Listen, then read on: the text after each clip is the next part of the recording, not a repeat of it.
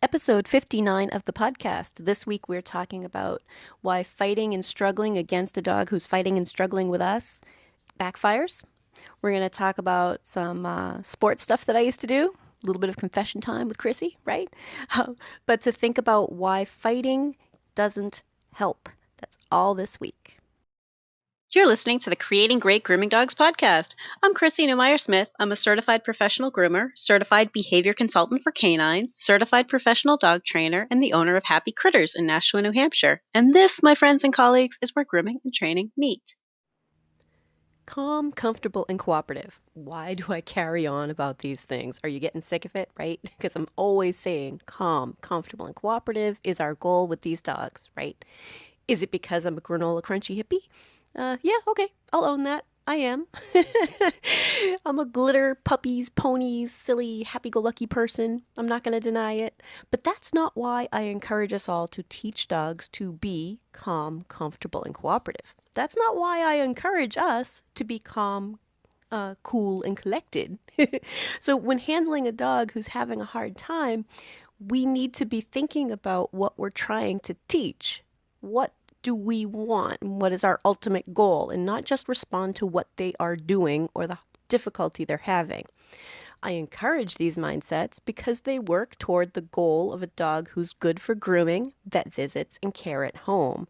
They really are the fastest way to work toward trust.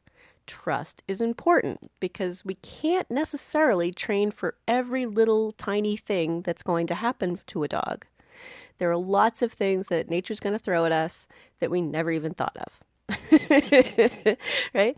Maybe it's, trying to pull something out of a tail, maybe it's, a front leg. We don't know what nature is going to throw at us. But if we have a dog who trusts us, who lets us do the things we need to do. So if we want less fighting and struggling, which is what most of us are looking at when we start seeing like, hey, I need to teach this dog. What we're seeing is fighting and struggling, right? One of the things that we can do is to stop ourselves from joining in the fighting and struggling. Let that sit in for a minute. Like, what? You may be asking yourself, what is she talking about? He's fighting me. I have to show him who's in charge and that I won't put up with it. And right there is the faulty logic, because being in charge is putting a stop to that behavior by calming them down again. If they reach that point of frustration, and ideally we're keeping them from reaching that point of frustration, but if they reach that point of frustration, that's where we calm them down, right? That's more being in charge. That's, hey, I am going to direct this. I am in charge of my grooming table. I am in charge of my exam room, right? Whatever version you guys are doing, right? I am in charge here. I'm going to calm you down again because the dog is frustrated. The dog isn't acting out to be a jerk. Right? We sometimes think of that like he's just being a jerk, right? And more fighting and struggling isn't going to stop fighting and struggling. So that's what this episode is really about. Like, let's not join in on the fighting and the struggling because frustration is where those unwanted behaviors are likely to crop up, right? And calmness is where the behaviors that we want can be taught, built upon, and encouraged. Calmness is important. So fighting against a dog who backfires most of the time when the goal is to teach them to be comfortable, right? Like we're trying to teach them to be comfortable. Why would fighting against a dog help with that? Right? We want them to be comfortable with what we need to do to them, on them, around them, etc., right? And here's the thing. For many of our dogs, many dogs, fighting is exciting. For many dogs, it's not a deterrent at all. Some dogs like a good wrestle. Some dogs enjoy it when we get growly with each other. Some dogs totally dig it when we're shoving each other around. Many of our dogs think it's fun. And when it's happening in a different context, like being frustrated by being handled for grooming or vet visits, it's still wildly exciting. It will not lessen the behavior of fighting or struggling. It's almost like adding a favorite toy or treats. It's fun. So when they're fighting and struggling with us and we join in, we're not helping. So I know that sometimes we think, well, I have to teach him that I'm bigger or stronger. And this is where some of my large animal experience comes in. When you're working with an animal that you are not larger than or stronger than. Like there's no horse on this planet that I can truly beat. Right? I'm not going to be able to pin a horse down. Right? We take some of these liberties with dogs because they are smaller than us. Even the largest of dogs is probably about our size, right? So when we talk about fighting and struggling and trying to get that under control by fighting back, that's flawed logic. That's not going to help because sometimes we are just making it more exciting. Way too exciting, right? I think that sometimes we forget that many dogs like it. So I want you to think back. Have you ever, I'm going to use a couple breed examples. Have you ever witnessed a schnauzer that decided, oh, well, since you put it that way and you're so much bigger and stronger than me, I'll just give up and now I'm comfortable with it? Because I have not. Uh, have you ever known a Westie who said, oh, well, since you out wrestled me, I guess I will now be calm, comfortable, and cooperative? Because I have not. How about a Lhasa? Have you ever known a Lhasa to be like, oh, well, you got the best of me. Okay, I won't struggle anymore, right?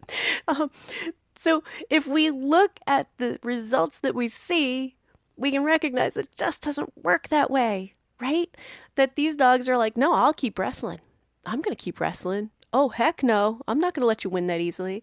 And even if you do handle them in such a way that you can get it done, the fight starts up again the next time they see you, right? The next thing you need to do, it starts up again.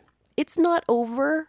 It's a challenge. The challenge continues, right? They're going to continue to fight with you, right? You're going to have to continue to be in this adversarial role, fighting and struggling and struggling and fighting back and the manhandling and all these things that I'm trying to encourage people to look critically at. Because if the behavior of struggling and fighting is continuing, like that's our the behavior that we're trying to change, if that is continuing with what you're doing, then it's either what you're doing isn't working at all or it's making your problem worse, right? Let's just look at it for science, right? Did it improve the behavior? Did it maintain the behavior or did it stop the behavior? Look at it purely through scientific eyes and which dog in what contexts, right? Look at it directly and say, this isn't working. And I know it can be really hard to do that because certainly I have tried lots of things that didn't work over the years. And part of why I do this podcast, guys, I don't want you to have to reinvent the wheel, right? I want you to be able to assess for yourselves. Like, don't just take my word for it. Don't take anybody's word for it. I think there's too much of that in both the training industry and the grooming industry. Like, no, really be critical and say, you know what? That behavior did not improve. If I've had to do this every single time I groom that dog, that behavior is not getting better, right? He's not learning to be calm, comfortable, and cooperative, right? And even if you're not thinking in terms of calm, comfortable, and cooperative, he's not learning to simply hold still and let me do his nails, right? He's not learning to let me pull his lips straight so that I can go ahead and get a clipper in there. He's not learning to be trusting with me. He's learning that when we fight, I can win, but maybe there's a chance, right? And many of these dogs will continue fighting for that chance. So it's kind of this old school alpha role, pin him down, make him stop, respect thing. And it's flawed. It's flawed. If we can calm them down and continue to work and calm them down again and keep them at a point where they are not frustrated and build some trust and to really work on it together, then it makes sense to them, right? That's when we get results where they're like, oh yeah, sure. Oh, time for nails? Okay. Right? That's the result we want. We don't want a dog who's like, yeah, I don't know. I'm going to give you the sharp eye the entire time. Don't you dare touch my nails, Nick. Don't you, don't, right? That we put a muzzle on and then we're like using lots of loops. And I mean, I'm okay with using muzzles and loops and our safety equipment. But if we always need it chances are that dog hasn't been learning about trust. Or that dog isn't yet fluent in trusting us. So be thinking always about if what we're seeing is a behavior that's improving for us. Now, part of why I teach with positive reinforcement, which means the target behavior, and then you apply, add, the positive is the behavior, is the adding of, right? Adding a reward or praise, right? To increase the behavior. Part of why I train that way is because it's easier. I know that's going to sound a little bit far-fetched sometimes, but if we teach them exactly what we do want, then we aren't just putting out fires. Teach them what we do want. Find that behavior that we like, and maybe it's not even close to the finished behavior. Maybe it's a simple, I let you pet me today.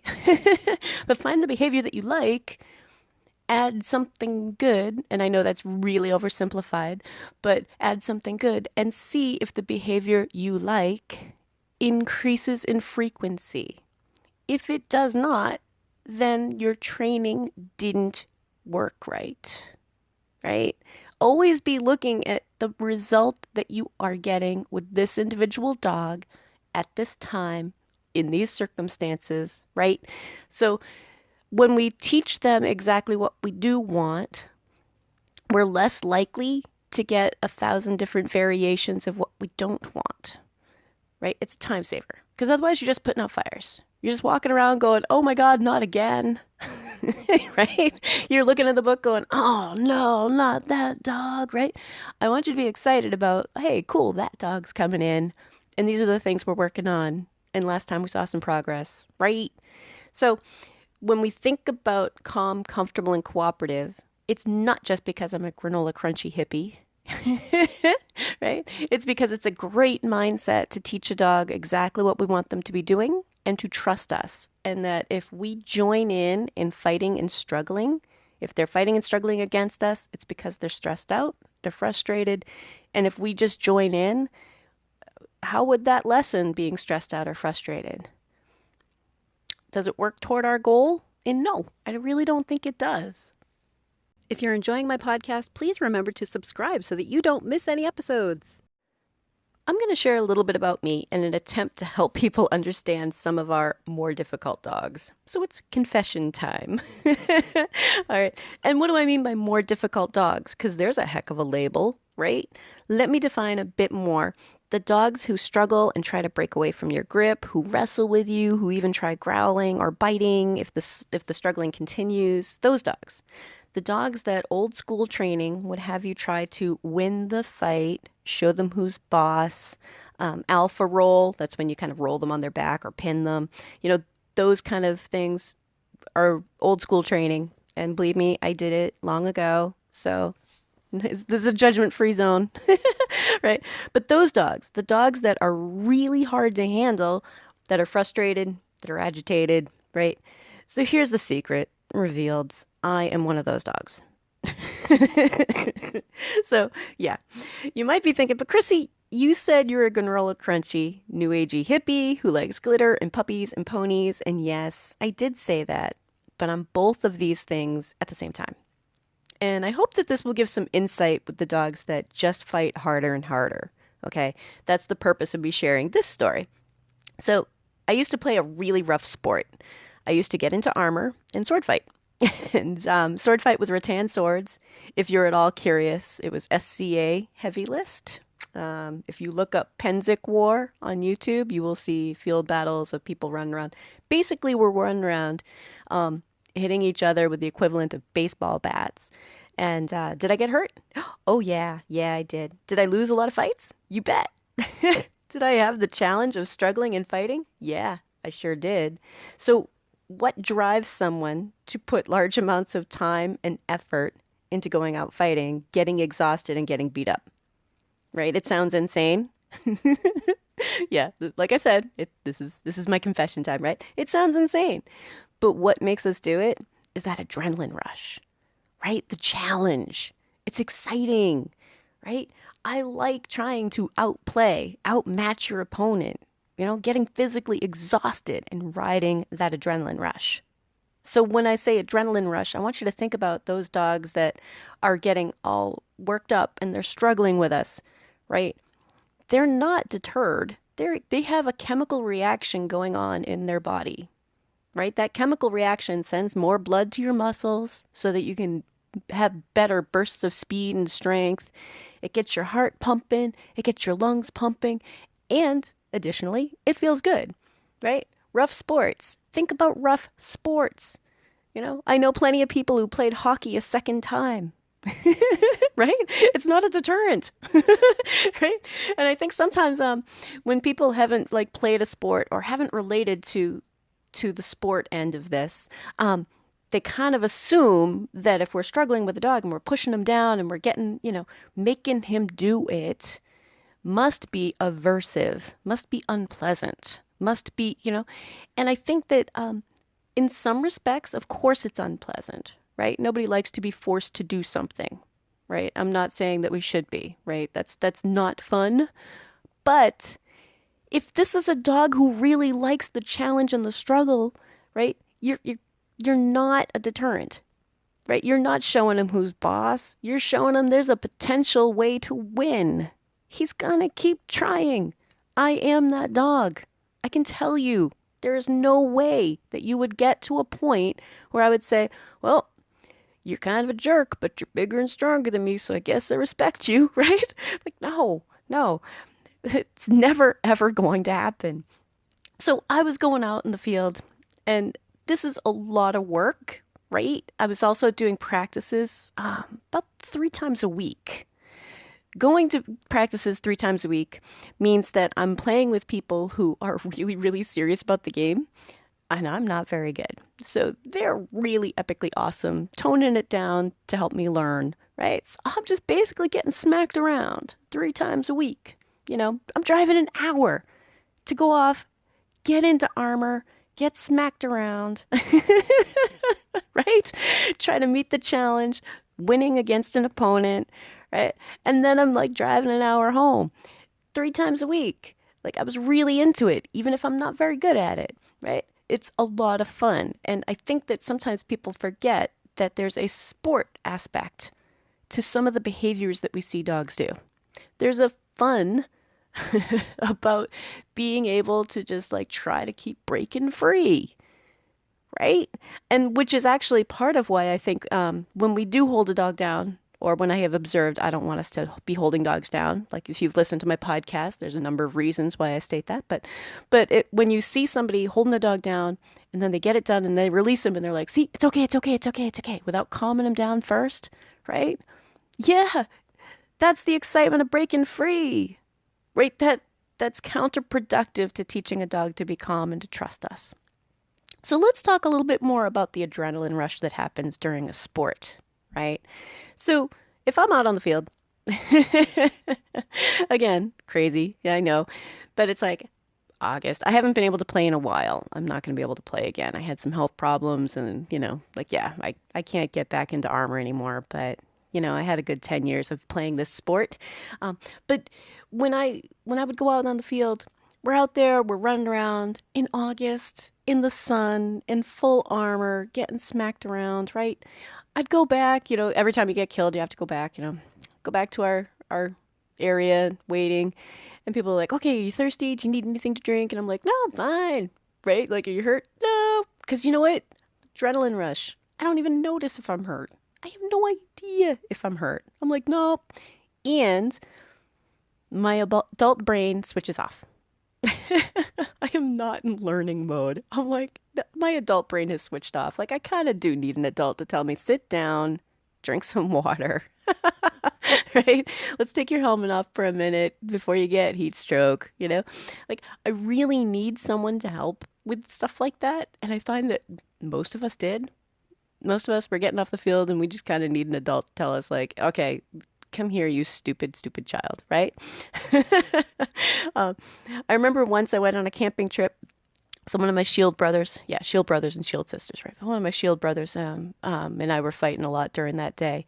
And his girlfriend had me looking out for him. because, he can't do it himself. And my husband had him looking out for me. Like, okay, make sure she doesn't hurt her shoulder again, right? Because honestly, I can't just control myself and be like, oh no, my shoulder feels fine. Like, of course, I got this adrenaline rush going. I have no idea that my shoulder hurts. No idea, right? But I could look out for a buddy. I just can't look out for myself. That adrenaline rush, it changes the way you think, right? You're like, oh, nope, I'm impervious to pain, right? And a lot of our little dogs are definitely, and our larger dogs, but dogs are all little. With a large animal background, dogs are all little. So when I say little dogs, sometimes I just mean all of them. But a lot of our dogs are like, nope, I'm all jacked up. I'm impervious to pain right now. And I'm gonna ride the wave. This is kind of fun. I will fight you all day. I will fight you all day. So think about that. I will fight you all day. I will keep going at this. Heck no, I'm not going to just let you do my nails. Heck no, I'm not going to let you dry my ear, right? Whatever it is. And if we struggle and fight back, we're just feeding it. We're just making it worse, right? It's not a deterrent, right? It's not a punishment. It's not building respect or teaching respect or any of the other things that you might be thinking that you're doing, right? If I want to go out and sword fight and someone's telling me like, no, you broke the rules, like you have to go off to the side and you're not allowed to play right now. That's meaningful, right? If you break the rules and it's like, no, you're out, right?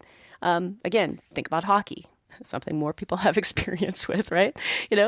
Break the rules, you have to sit, get off the ice, right? That's meaningful. That actually is like the go sit down and cool off. And I'm sure we've all heard that phrase, like go sit down and cool off. Calm down, right? So some of the things that we do with our dogs are counterproductive, right? Even if we're talking, without even worrying about if it's right or wrong to struggle with a dog or to fight with a dog, if it's right or wrong. I'm not even making a statement about right or wrong in this episode. I want you to see it the way it is. Is it actually fun? Are we actually building the exact behavior we don't want? Right? Like the average dog likes a good wrestle. Many, many, many dogs like a good wrestle. And if they are upset, adding something that they like, think about it. Ooh, adding something they like is not a deterrent, right? And it backfires on us. And I know sometimes it's hard to say that. You look and you're like, no, I couldn't have been making it worse. But if the behavior isn't going away, you might have been making it worse. So, like I said, confession time. I'm still all glitter and puppies and ponies and granola crunchy. I'm also someone who likes a really, really hard sport. I like getting the adrenaline rush. You're never, ever, ever going to convince me that you're in charge or you're a good leader simply by being a jerk and forcing it. And sometimes we're in the position where we're being a jerk. I know. Think about that. That's kind of a label too, but we're pushing and we're pushing and we're not spending time trying to help them be calm for it. The long-term goal is a dog who's calm for it. The dog who's going to listen. The dog who's going to put up with our shenanigans and be trusting with us that, whatever we're doing, whatever we're working on, whatever we're doing to them, on them, around them, with whatever equipment we're using, that they can trust us and that it's calm time. Calm time. Because all of those little sharp objects that groomers use, we are a millimeter away from disaster. So we need calm time. So don't get caught up in fighting and struggling. Don't try to play it out. Calm them down. Because that's what we ultimately want, is calm, comfortable, and cooperative.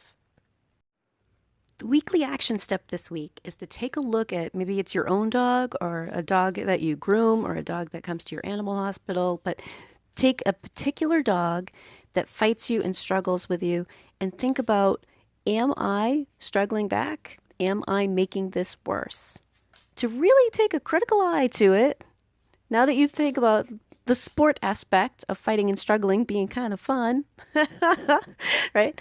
And to really take a closer look and see if you have been making it worse. If you'd like to talk to me, you can find me through my grooming and training business, happycrittersdogtraining.com, my email, chrissy@happycritters.net, and through the Creating Great Grooming Dogs Facebook page. And we have these awesome devices in our pockets that allow us to do live video with each other. I can help you with the dog on your table. We can set up live lessons, and you may be surprised at how much we can get accomplished together via video. If you're ready to go beyond the podcast, and I hope you do, I've made it really easy for you. If you go to creatinggreatgroomingdogs.com and click on your next step, you'll see all of the options. There's the Scholar Lounge community, there's the Modern Grooming Professional certification, there's Master Canine Stylist and Professional Canine Stylist diploma testings, there's the Behavior Lab for coaching and private one-on-one sessions with me, and of course the Master Groomer Behavior Specialist program. So go to creatinggreatgroomingdogs.com and click on your next step.